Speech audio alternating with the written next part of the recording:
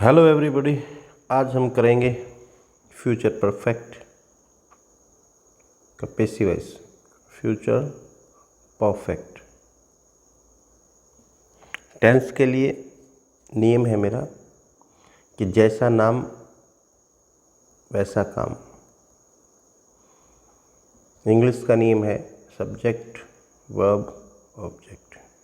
Future का मतलब है शैल या विल के साथ first form.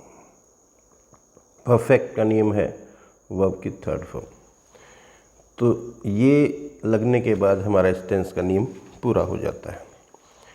Future shell will के साथ फर्स्ट फॉर्म, और फर्स्ट फॉर्म आगे देखिए परफेक्ट है, तो परफेक्ट में फॉर्म लगेंगी आपकी helping form has have.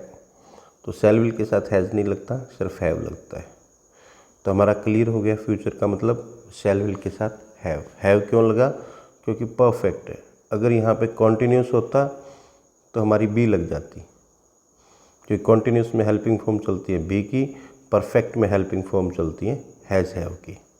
Present में हैज़ हैव, पास्ट में हैड, फ्यूचर में शैल will have. Clear? Okay.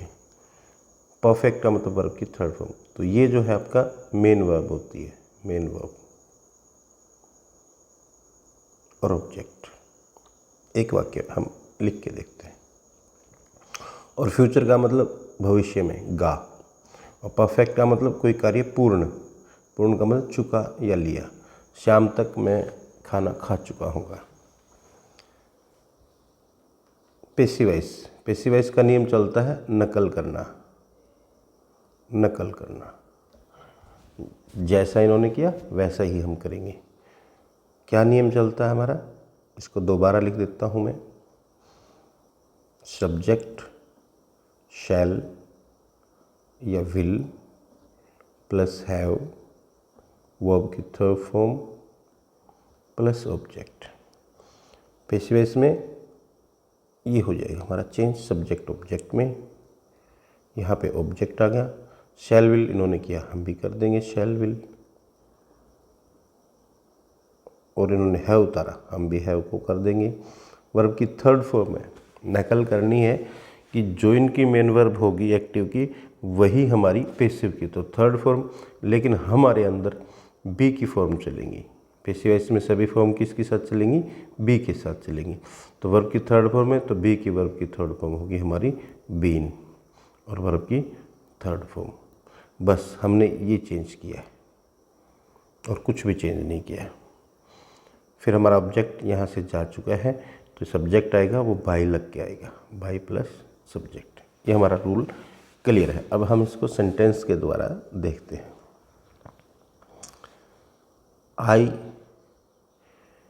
Shell have written a letter by Monday.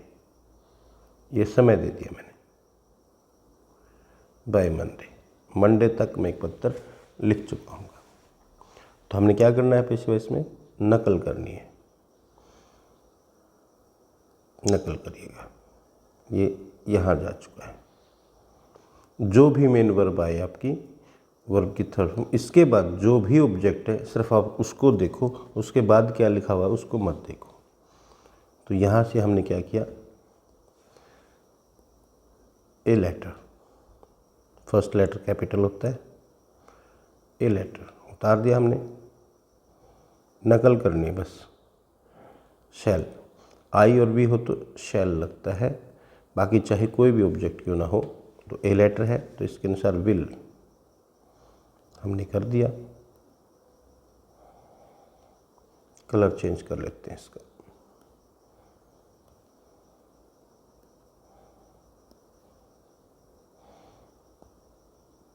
Have है, हैव उतार दिया। वर्ब की थर्ड फॉर्म है, तो हमने कहा जो भी मेन वर्ब की थर्ड फॉर्म होगी वो हम बी से बनाएंगे। तो थर्ड फॉर्म है तो बीन लगाएंगे पहले, बीन। और फिर वर्ब की थर्ड फॉर्म ऑलरेडी है ही, तो रिटन। फिर ध्यान से सुनना कि जो वर्ब की फॉर्म है पहले वही फॉर्म हम बी की लगाएंगे। मेन वर्ब की जो फॉर्म है, सभी पेसिव वॉइस की बात कर रहा हूँ, जो फॉर्म है पहले वही फॉर्म बी के लगाएंगे। आपने देखा होगा आईएनजी वाले में हमने वर्ब की फर्स्ट फॉर्म में आईएनजी था तो हमने बीइंग लगाया। थर्ड फॉर्म परफेक्ट में थर्ड फॉर्म चल रही है तो हम बीन लगा रहे हैं सभी में वर्ब की। तो वर्ब की थर्ड फॉर्म है तो हमने क्या किया, been third form, been written. A letter यहाँ से जा चुका है, आई आएगा, तो आई जब पीछे आएगा तो वो अपना थोड़ा सा रूप चेंज करेगा, तो बाई लेगा, फिर एक आई का मी बन जाएगा, जो पहले टेंसेज में मैं करा चुका हूँ, उसको आप एक बार देख लीजिएगा। बाई मी, बाई मंडे, ये एज इट इज़ उतारना, ये देखिए बाई मंडे, एम बड़ा रहेगा, बाई मंडे, आपका क्लियर हो गया। अगर ये नेगेटिव बनाएंगे तो इनका नोट लगता है जो भी हेल्पिंग वर्ब सब्जेक्ट के बाद होती है।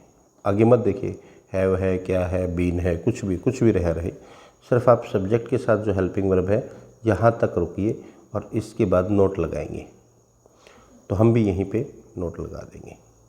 इंटरोगेटिव के लिए क्या करेंगे, ये शैल या विल को बाहर निकालेंगे, तो हम भी शैल विल को बाहर निकाल देंगे। एक हम नेगेटिव का सेंटेंस देखते हैं। They will have not played the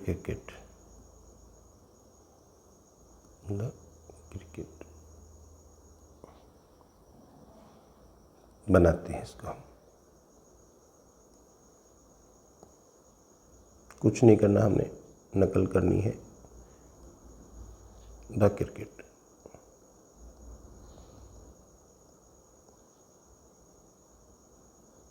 will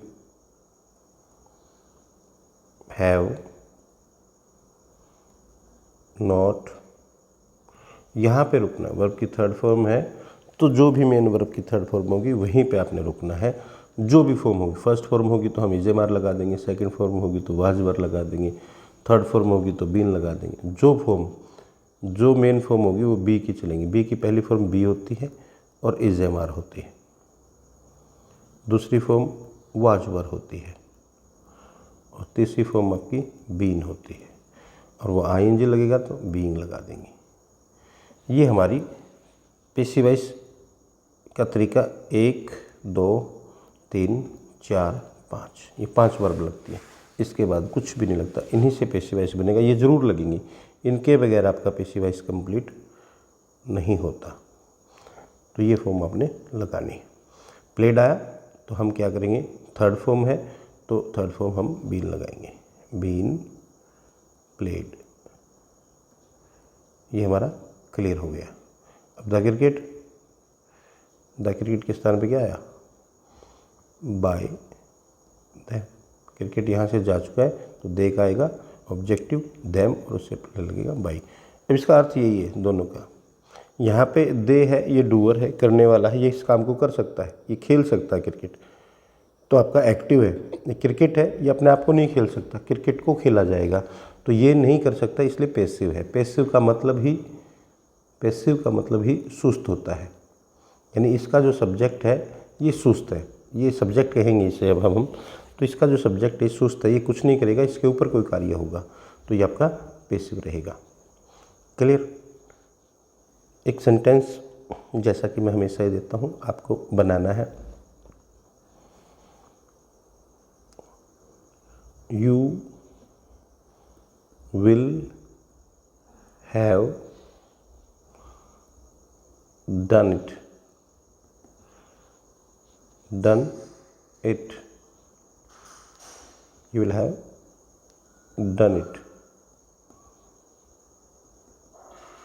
in the morning. In the morning. और बनाना आपने you will not have done it। एक सेंटेंस ये बनाएंगे। दूसरा आपका नेगेटिव रहेगा। चलिए नेगेटिव रहने दीजिएगा, पहले इसको मैं इंटेरोगेटिव एक बार बना देता हूँ।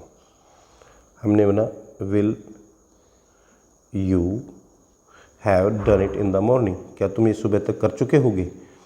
चलिए इसका पहले मैं बना लेता हूँ, उसके बाद आपको बनाने देंगे।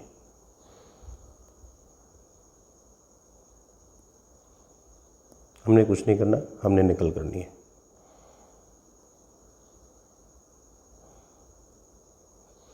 पहले हम इसको ले आते हैं, ये कौन है, will you have done it, ये वर्ब की थर्ड फॉर्म है, तो ये ऑब्जेक्ट आपका इट यहाँ पे लग गया, तो इट के साथ शैल लगना था, विल लगना था, विल लगेगा, तो पहले हम इसको विल को उतारेंगे, तो इसको उतार दिया, इसको उतार दिया, हैव सभी के साथ हैव लगेगा, शैल विल के साथ सभी के साथ हैव लगता है, तो ये हमने हैव उतार दिया।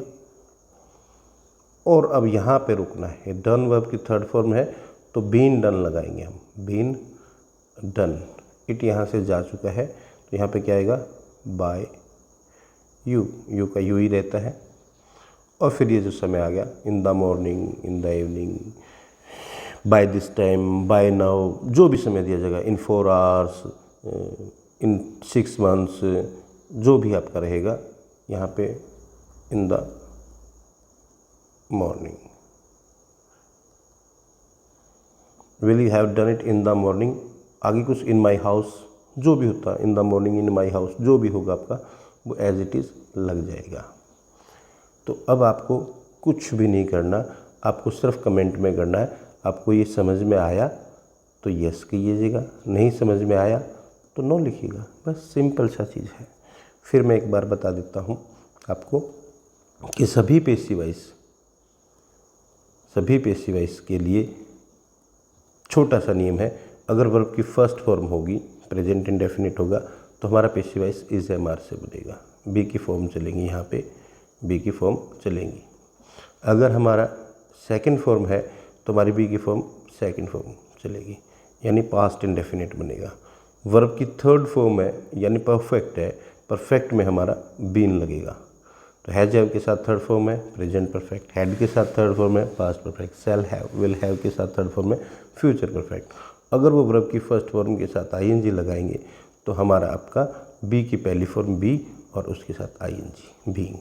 तो ये आपका एक नियम हो गया है, ये आपके 2 नियम हो गए हैं, ये आपका 3 नियम हो गए हैं, ये आपके 4 नियम हो गए हैं।